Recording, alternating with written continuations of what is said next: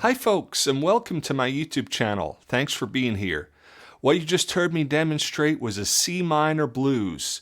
This is a John Coltrane style blues based upon his song Equinox. And what I wanted to introduce you to today was the idea of the connection of chords and scales. So one basic example I want to show you to begin with is if we have a C minor chord, C minor 7 in this case, and we get to choose what kind of scale we want to play over the top of that. Let's start out with the C minor pentatonic.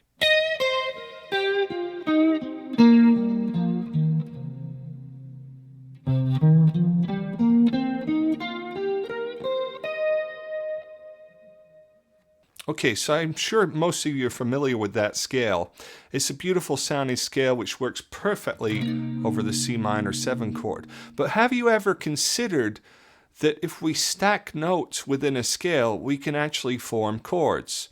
For example, let's take the same C minor pentatonic scale position, and with 2 notes at a time, we're going to stack double stops. Now, a chord is 3 or more notes, so let's start with double stops because that's 2 notes. So what we're going to do is we're going to take the lower 2 notes on each string and then the higher 2 notes on each string, just like this.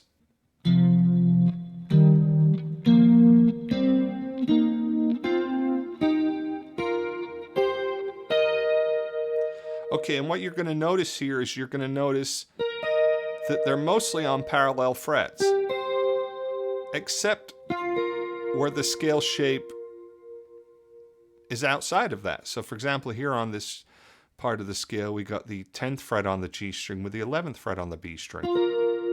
So that's not parallel. Here's parallel, parallel frets, parallel, parallel, parallel. Here, once again, it's not parallel. We get the 11th fret on the E string with the 10th fret on the A string, back to parallel. So you got to watch out for that.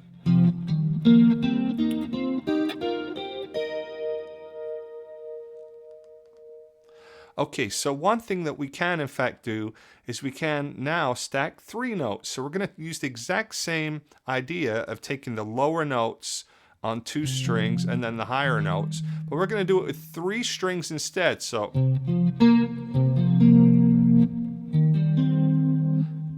let me just demonstrate that for you.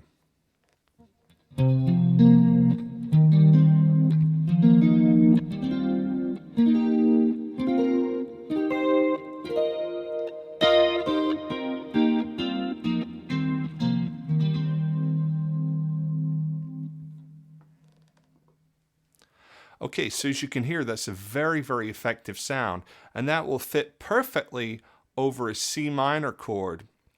Now, one thing that we can do is we can take that a step further, and we can do that over a scale that's not a pentatonic scale. But before we do that, I really think we should explore learning the pentatonic scale over the whole fretboard.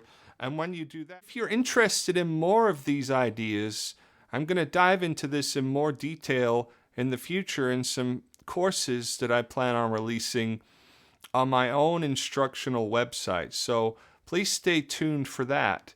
But in the meantime, if you've got any more questions that you would like, then don't hesitate to type them in the comments below, and I can certainly dive into some of these concepts with you. But until the next time, folks, I will see you soon. I've been Nick Kelly. Take care and goodbye.